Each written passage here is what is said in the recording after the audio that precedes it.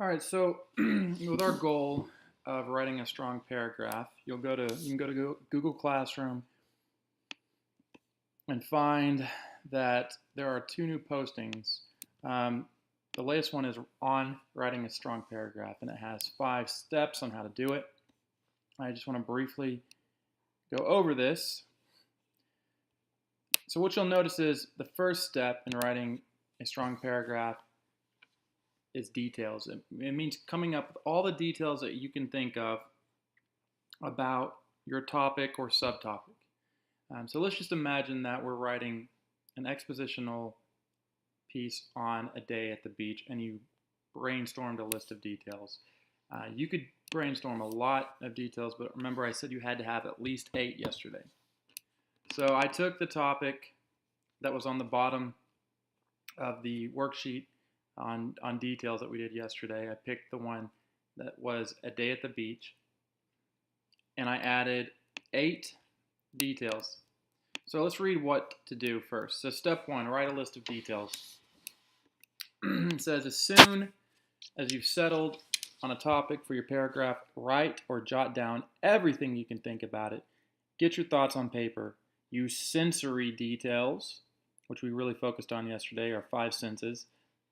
Use sensory details to help create the list of details. For instance, if you're going to write about your dog Max, make a quick list of how you got him, the way he looks, how you feel about him, what you do together, etc. You can organize these details into a web or storyboard or leave them in a simple list. After you have completed or compiled the list, look it over.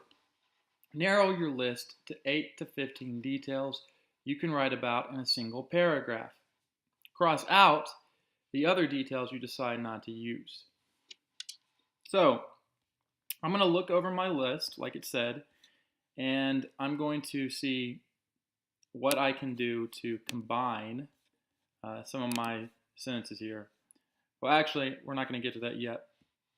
Right now, I know that I have at least 8 details that I'm going to use, but if I had more than 15, what I would do is I would pick my top 15, and I would ignore everything after that. Now, step 2 is to write a topic sentence. So, first of all, what is a topic sentence? A topic sentence will be a thought. A topic sentence will be the main idea of the paragraph, the main thought. So it says, the main idea is just a thought. To write a topic sentence, explain the main idea into an interesting sentence that lets your reader know right away what your paragraph is going to be about.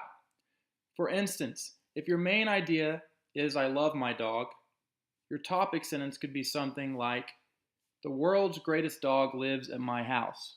Or, I'm in love with an 85-pound mutt named Max. So, obviously, your topic sentence should not just be the idea that you have. If your idea is I love my dog, you don't want to start off the paragraph by saying I love my dog, period, because it's boring. Furthermore, I couldn't start off my paragraph with a day at the beach because it's not a sentence. Now, I could start off, since my entire paragraph is going to be describing a day at the beach, I need to first of all figure out if I can get any more specific than that. Like, what do I really want to say about the day at the beach? Do I like it? Do I love it? Is it enjoyable? Is it active? Is it not very active? So I look at my description: sunny, relaxing, parasailing, the sound of waves, snorkeling, rough sand on my feet, sand castles, sailing. And I try to figure out anything that these have in common. And what I notice is they pretty much just describe what I do at the beach.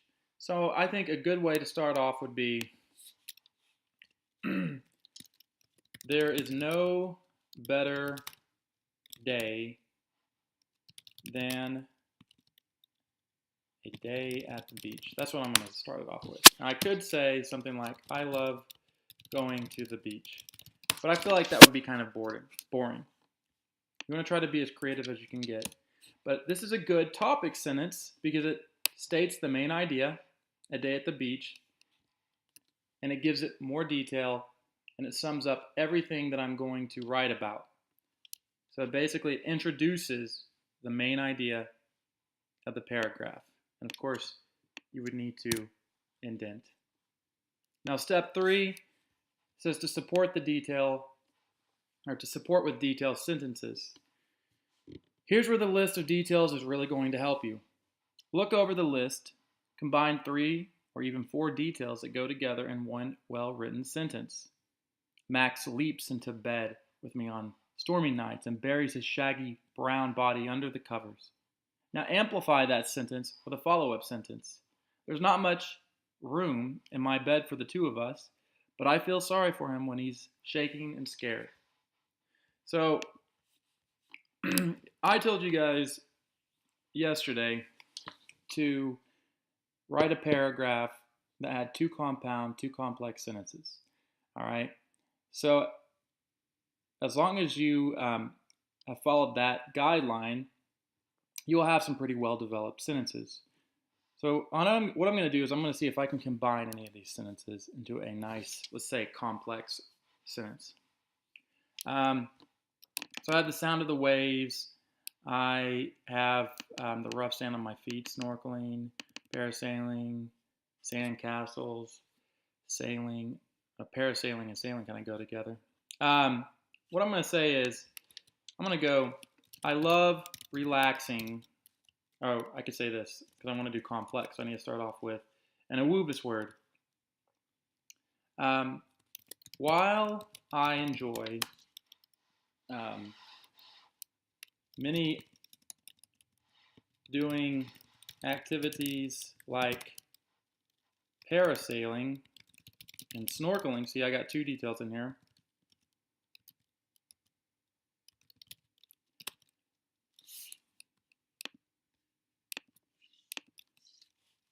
My favorite, or let's do this, nothing, we already got there's no better day, so I'm going to kind of clarify that.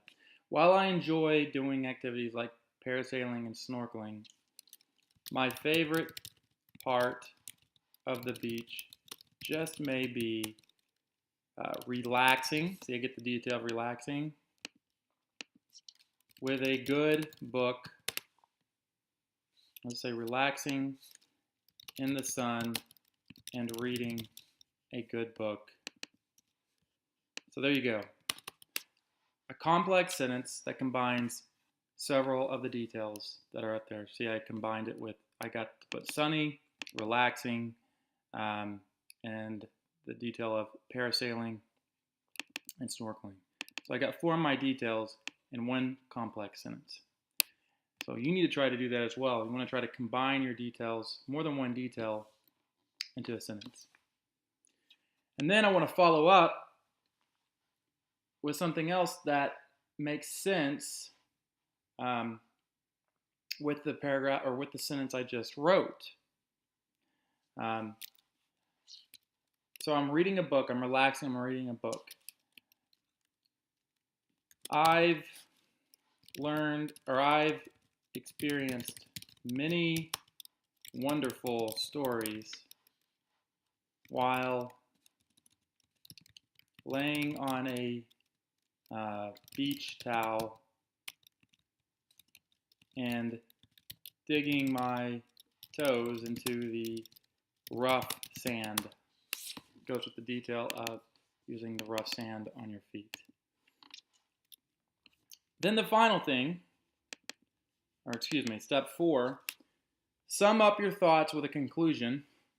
So it says the very end of your paragraph is a good time to remind the reader of your most important statement.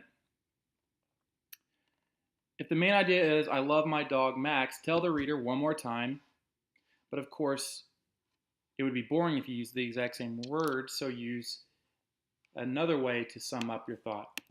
So if my main idea was here, there's no better day than a day at the beach. Let's say that I go in and I give more details. So let's say detail 3, or let's say I add some more sentences. Sentence 3, sentence 4, and now I'm done. I'm ready to conclude. What could I say that restates the main idea, but differently from the topic sentence? There's no better day than a day at the beach. I could say something like this. I can't wait until my next day at the beach. That would conclude, and then I would be done. Now, step 5 says to read the paragraph, to revise your writing by adding appropriate target skills. So in step 5, what you want to do is you want to go back, reread your paragraph, and see if you can add anything to make the word choices better, like stronger verbs, or similes, or metaphors, or onomatopoeias, to make the paragraph even more interesting. And so I can go back and I can review it, and I can see that maybe instead of saying enjoy, I could pick a better verb. So I go to synonyms. And relish, that's a very good word. I relish in doing activities like parasailing and snorkeling. And then I could even go to the part that says my toes in the rough sand, digging my toes into the rough sand like a hermit crab. Put a simile in there. So what you want to do is start with a topic sentence. Then you want to add some good, some strong sentences. Don't forget about complex and compound.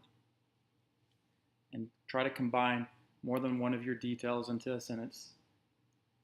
And then you want to conclude by restating the main idea in a way that's different from the topic sentence. And finally, go back and really polish it up by adding some figurative language and some strong verbs, okay? And also, of course, making sure that your mechanics are good.